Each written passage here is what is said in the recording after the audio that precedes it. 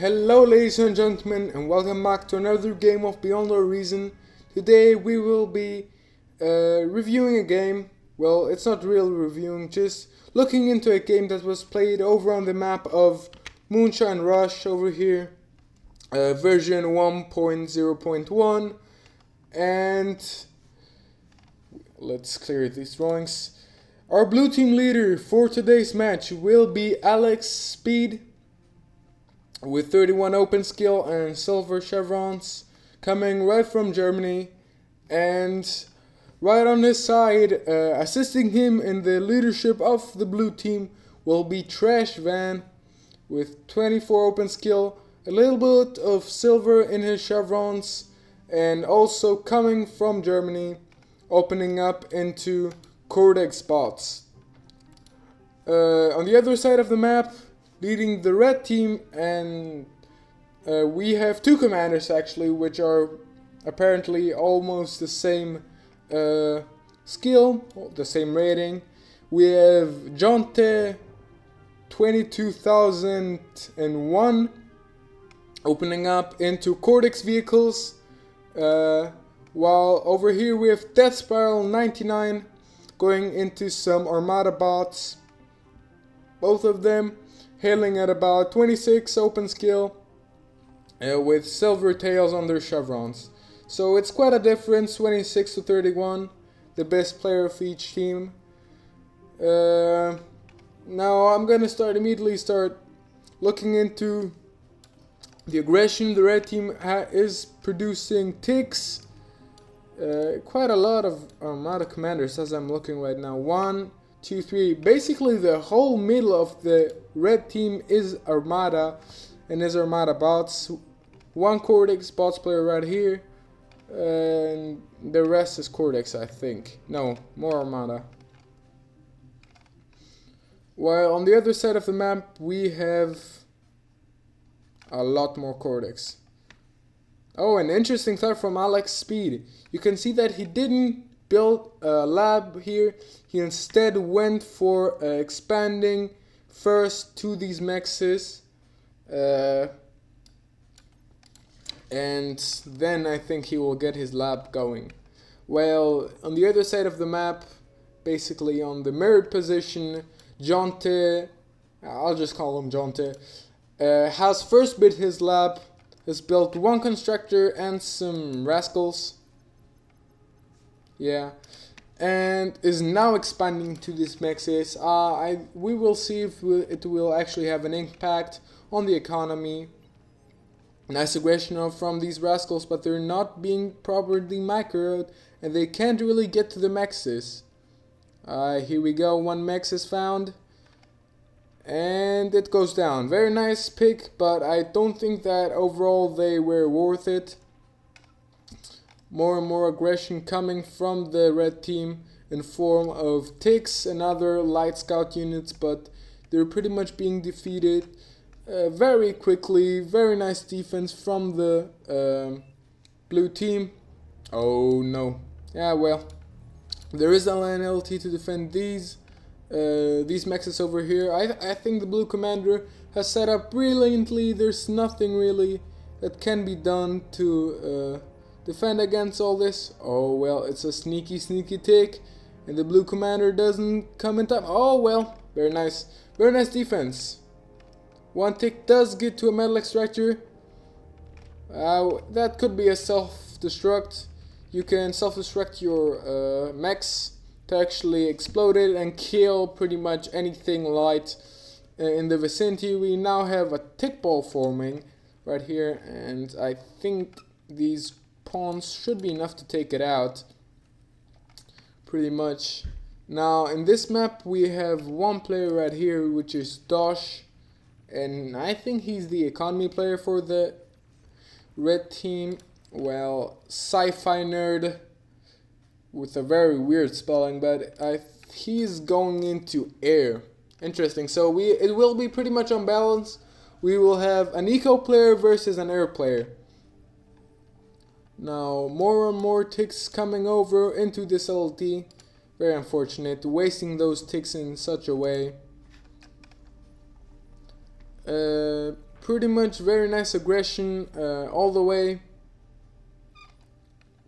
We can see Blorgy right here moving his forces, trying to assault Jerome's side. Yeah, these pawns are out of position and they can barely catch up to those grunts, meaning that those grunts have a wonderful time attacking. They're running away while having more range, but they've been cornered, sandwiched, and well, I wouldn't say a good trade, but basically all this metal does go back to the purple commander, meaning that he can reclaim all of this, resurrect it, and he will not have any problem with it whatsoever. Yeah, I don't think moving in these pawns like these pawns, in order to be efficient against grunts, need to be macroed very nicely.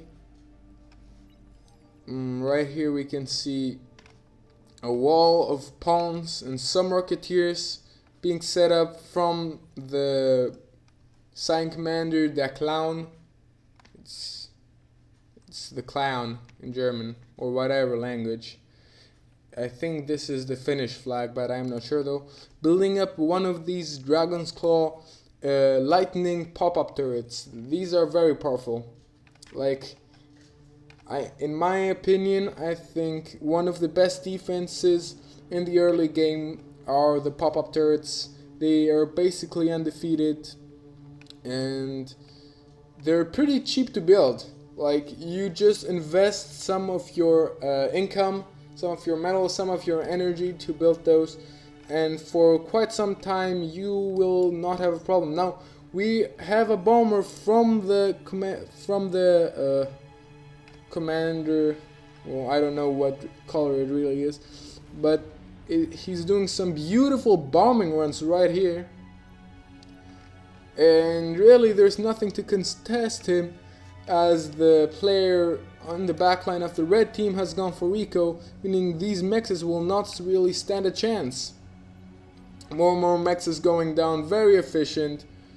Oh, this is a double mex kill, come on. Well, not yet, he will have to cycle around and try again, but really no big deal. Trying to get as many mexes as possible, as much value as possible. Now we are having a heavy laser tower being built up from the sign commander, while right here we have a commander trade. The yellow and the blue commander traded.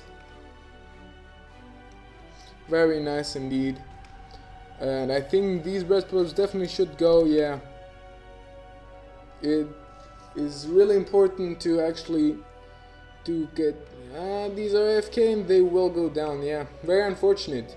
This medal is basically in the belonging of the blue player, who has pumped out 3 res bots but has not sent them to the front yet.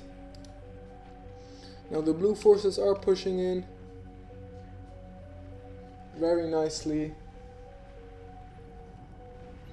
Now give me a minute please.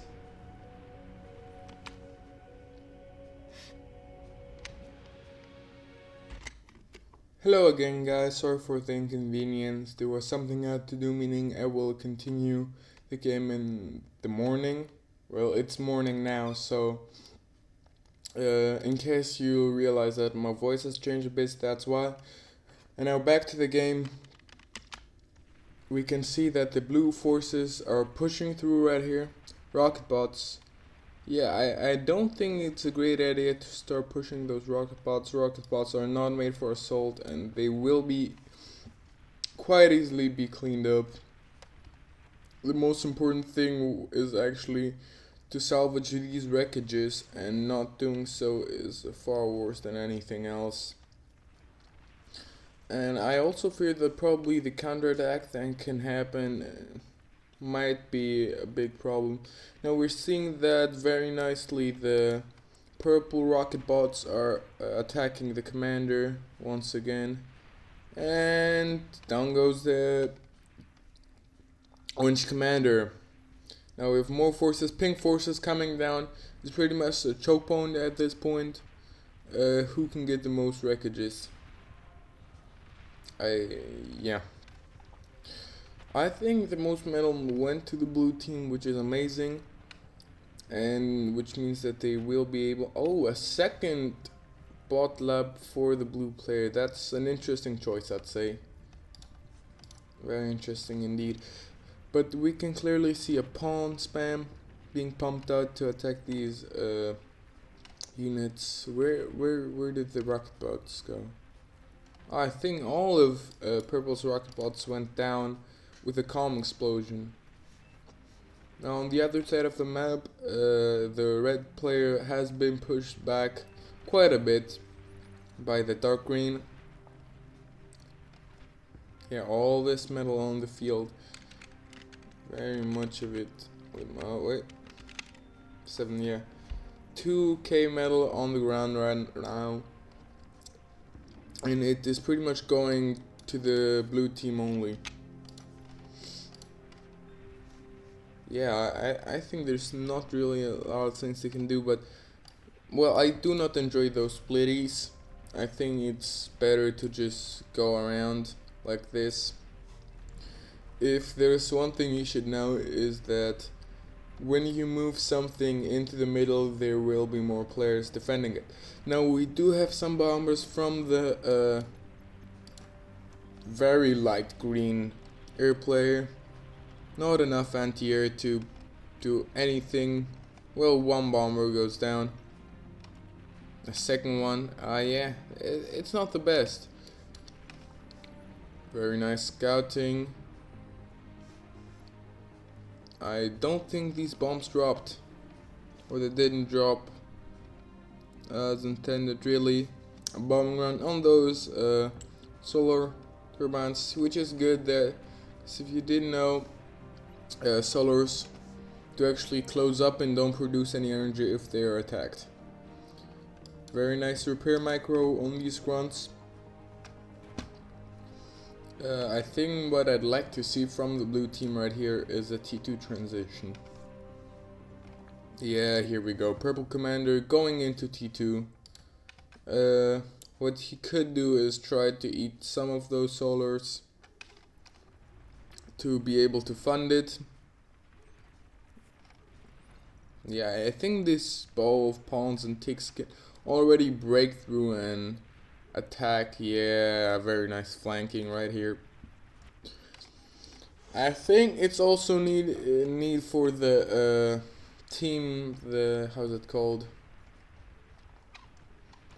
the red team to start some T2, because otherwise they just will be raided and raided again and again. Now we can see that the commander right here, the hot pink commander, has gone into air, also trying to eat up his lab. That's well, it's a questionable choice considering that right now the south side is falling and there's pretty much nothing in response to that. We need some welders, we need some things to absolutely start saving the south side. Now we did have a hero beamer right here, 18 kills to its name, saving the base pretty much. But we will definitely need some T2 out on the field as quick as possible, because this army might look strong, but we've already transitioned into the T2 age. And right here, that's weird.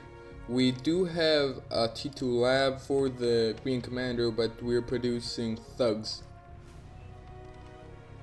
He did push this front line, destroyed this long range plasma shooter artillery, area control artillery piece, and is pretty much continuing to push forward with these grunts. I don't know, it's pretty weird. Usually vehicles do have an advantage against bots, but it seems like this just doesn't happen. And we also have support from some of those Wolverines on the front line. Well, they're not really in a good position, but they should be sooner or later.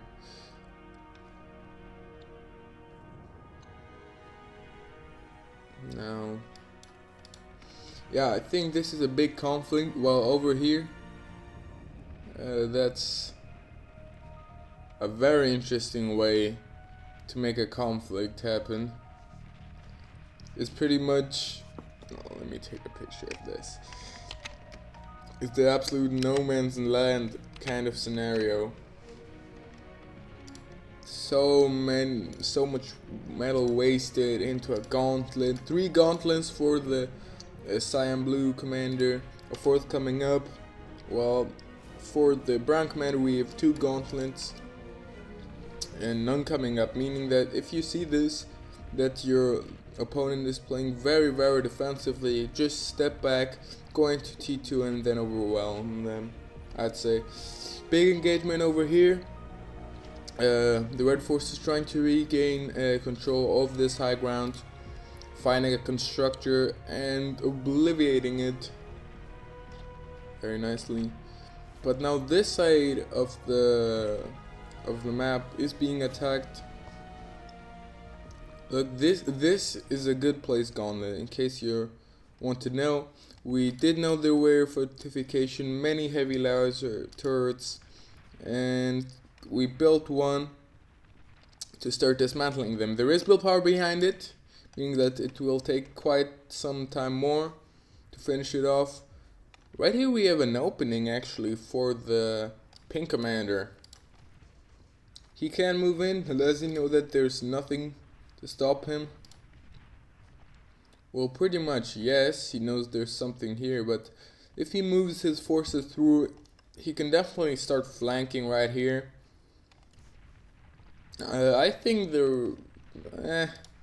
well, the teams are pretty equal. It's almost the same metal, but it really depends on reclaim. But the overtime production goes to the blue team. More metal produced, more energy produced. But very nice idea from the light yellow commander going into rascal spam. I think it should be, now that we start seeing some T2. Yeah, I think it's pretty late for T2 generally. You can see that it's a newer lobby right here. The blue commander is upgrading his mexes with a T2 constructor, which is very nice. We already have T2 for the air player, building a whole lot of these advanced mexes. I think we can definitely now afford and build some how's it called? Fusion reactors. They're really the best. We can also see some wreckage that can be reclaimed. We have enough energy. Currently the blue team is in a very good spot. Over here though we also have some T2 air coming up and going into a fusion reactor, which is very nice. Also these 3 solar extractors can and should be eaten up. Some twin guards for the commander right here. And we do have, oh, what a beautiful idea.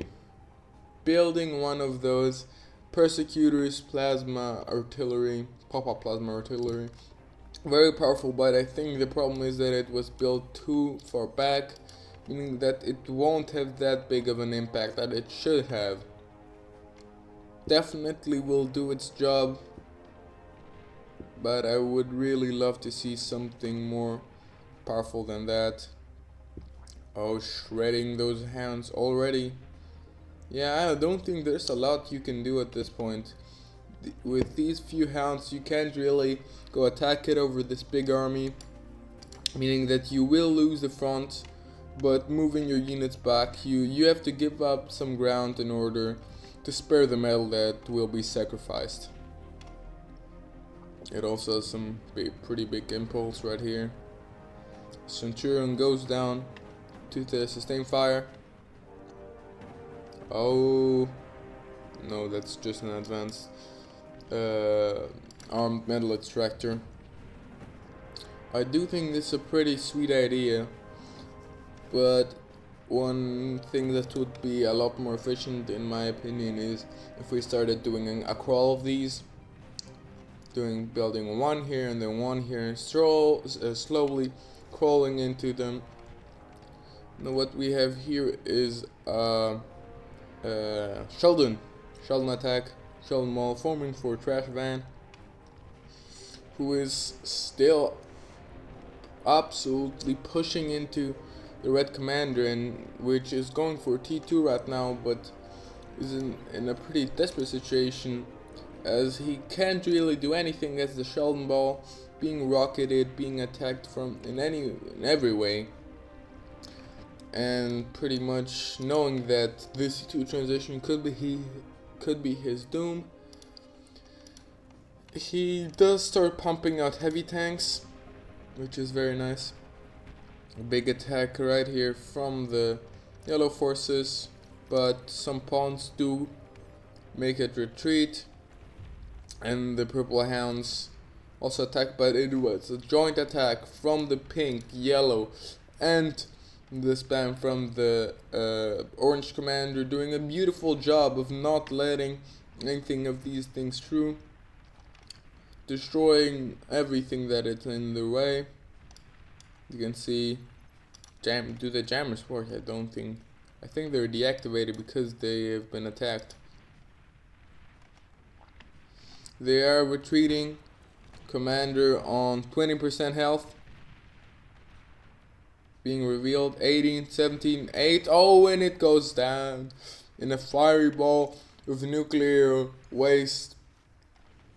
The commander goes down, opening up very nice opportunity paths.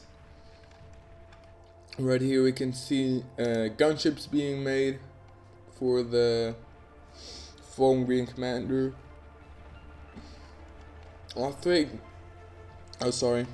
Excuse me. I think what is happening right now is that the game is turning into some kind of yin-yang, really, and well, except here, which we have just tons and tons of persecutors being set up. All these persecutors, to Cyberdog and Photo, in case you're listening, should not be going into there, should be really going into some units. The reason why is that persecutors, first of all, can move and aren't really efficient on the 21-minute mark, meaning that next time your opponent starts stacking those gauntlets against you, you should just do the, well, not obvious thing, but the smarter play to attack and with T2, go into T2. Now, hounds firing into this army. There are some welders included. I think we should bring them out. Red forces coming through. Red heavy tanks. Yeah, I think this Sheldon Ball should start pushing into it from here. We have snowballed to enough Sheldon. We're also making some Manticore anti-air turrets. Over here we have some beautiful Cortex Hailstorm bombers waiting to attack something. Oh, beautiful air engagement. We have gunships in the air engaging those tanks. I think the move for the Green Commander is just to move in through this giant hole that has been created. Nothing is really stopping him right now. And if anything, well, he will just absolutely destroy it with his Sheldon Ball. What I'd really like to see is some kind of play right now from the players that aren't really in an active fight. For example, Space Cadet starting, well, not really starting anything, just trying to get into T2. He has his little fortification, which can easily be destroyed. Yeah, I see this seems to be a thing in this match. Just so many of these area control plasma artilleries. These are not good because they're weak and they don't really provide you with any benefit except you have the perfect place for them and you can use them efficiently. Trust run into position for some reclaim. Pretty dangerous considering that he can easily be attacked from some of these heavy tanks. Yeah, I think the attack that had started right on the top side has been defeated, and as I've said, very nice. They should start moving in. Maybe try to move away from the heavy tanks. Move them maybe into the persecutor right here. Make their life hard, but always continue harassing. Huge bombing attack coming through from the hot pink commander. The fighters are trying to be pulled. It's not the most ideal pull, but definitely something is happening. A huge bombing run, taking down, I think it was a fusion reactor. But they do prevent something of happening to the fusion reactors of the purple commander. The blue commander is trying to resign his team, it seems like, but it definitely isn't lost at the moment, I'd say. Oh, okay. The blue team leader, actually what he does is resign. He gives all his stuff to the purple commander, who must now manage 2 armies at once. And it's pretty hard, but I think there's definitely some support from the air player. All these gunships can also now go and deal some massive damage, because we know that the player does not have enough how is it called? Enough anti-air, enough fighters. Now these Jagger tanks are very powerful, very fast, very speedy, and also have anti-air on their backpack, meaning that pretty much anything that goes in single will be absolutely obliterated. I think the main thing right now for the blue team is holding this position, which is done beautifully. Persecutor cannon, 2 persecutor cannons, absolutely. I think these 2 cannons have already got their value. 13 kills for this one, 3 kills for this one. Pressing down these forces right here. More and more kills getting stacked up. Yeah, I think these persecutors have gotten very nice value. What I'd like to see is this cannon right here, the gauntlet, being eaten up, as it has no use no more. And some gremlin stealth tanks, we can definitely use them to pop some energy converters. I'd say that's their most powerful feature, because of course the to pop energy converters, they don't really have a lot of health. They do a decent enough boom, and if you pop some energy converters, you may also be able to get the fusion reactor or the, how is it called, something else later. Now we do have some long range screamer turrets. Well, that was a failed attack, of course, because everything was lost. The screamer did an absolutely beautiful job. Now I think the main thing is trying to move these gunships to get some value, and also getting some Junos up wouldn't be the worst thing, especially for this tick spam from the yellow commander.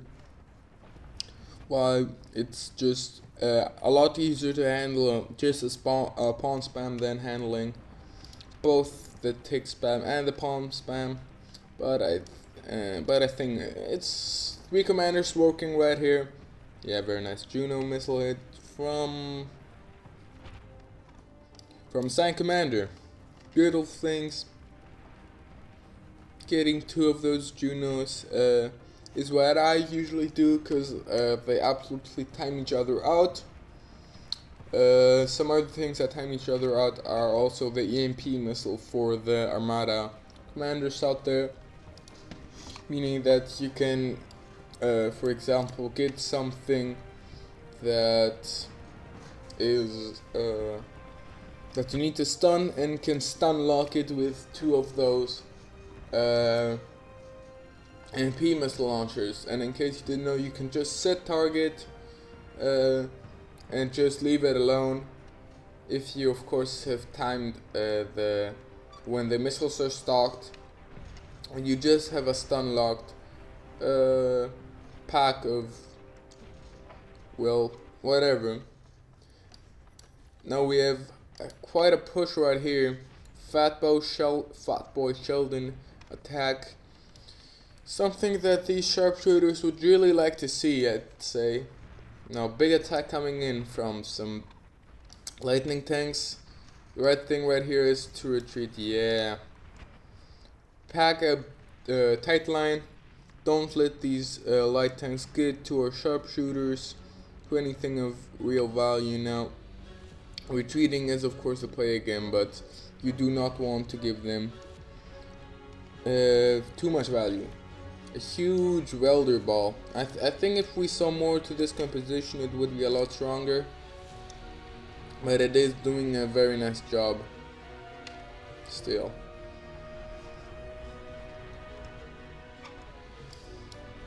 It's still a problem though, I'd say. Yeah, it's still problematic. We need to stop this push so we have time for this push to be successful. All these tanks, all these bots trying to attack. We just have to hold on right here. A half resurrected commander waiting. I'm gonna speed it up a bit, as there's not too much action. Yeah, where did all these?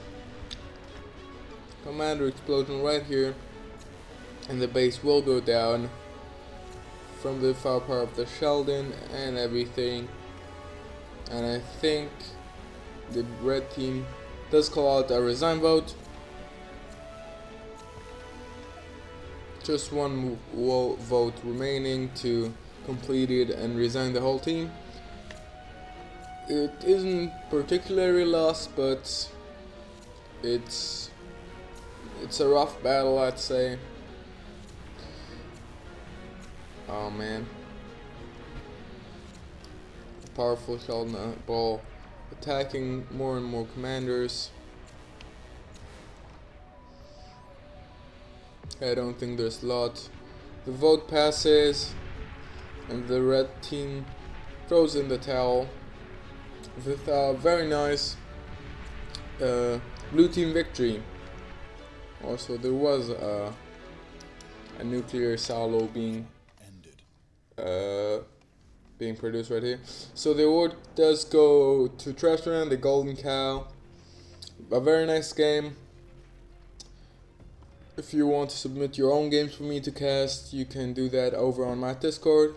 Hope you have a beautiful weekend, and see you in the next one.